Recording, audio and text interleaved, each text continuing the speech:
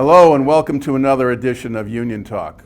I'm Mark Erlich, Executive Secretary-Treasurer of the New England Regional Council of Carpenters. We're using this video format to speak directly to members about issues that impact our union and our lives. In the last version of Union Talk, I gave a general update on the State of the Union at the close of 2015. If you didn't get a chance to see it, you can watch it on our YouTube channel. Today, I want to talk about a bigger issue: income inequality in the United States. The widening gap between the very rich and everyone else has been a reality for nearly 40 years. Fortunately, the problem has gotten more attention in the last few years.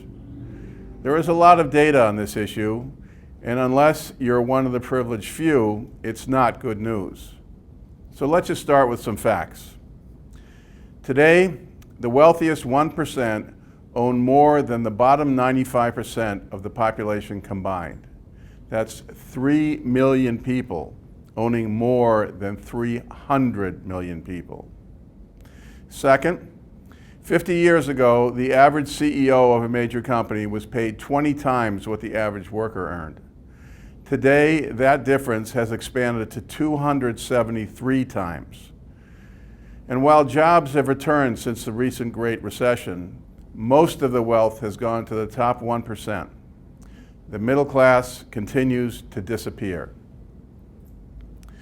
There is a growing sense of insecurity among working families who have seen their earnings stagnate, among college graduates crippled by debt, among honest taxpayers who read about companies moving $33 billion in illegal offshore tax havens, and for everyone who can see the excessive power of money in politics. It's no wonder that when asked, can anyone in America get ahead in a poll, 65% said no. Nearly every candidate in this year's presidential race has at least addressed the subject of inequality. Donald Trump and most of the other Republican candidates looked for scapegoats, blaming those further down the economic ladder. Hillary Clinton and Bernie Sanders engaged in thoughtful and constructive dialogue. They both proposed raising the minimum wage and supported unions as the best method of creating a more equal society. As you can see by this chart, the hollowing out of the middle class is directly related to the decline of unions. The single best answer to the problem of economic inequality is to grow and strengthen unions. We've tried to play a role in the debate.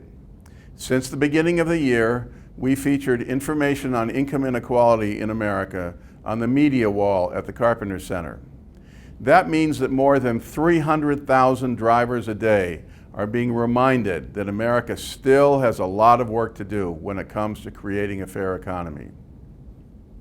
The Carpenters Union understands that our strength is the foundation of a prosperous construction industry.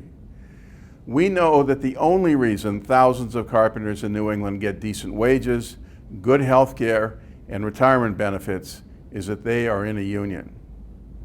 So this fall, we have an opportunity to address the issue as a nation.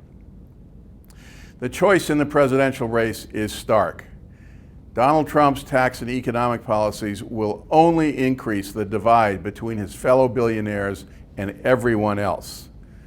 Hillary Clinton, on the other hand, has been a strong and consistent supporter of unionism and will appoint the kind of Supreme Court justices that can put the brakes on the decades-long assault on labor. We need all of you to be involved, to be educated about the issues, and to be active union citizens. We will be calling on you to make a difference in your communities. The Carpenters Union is changing, organizing, and growing. And when our members are involved, we make a real difference. So thank you for watching, and thank you for your commitment to our union.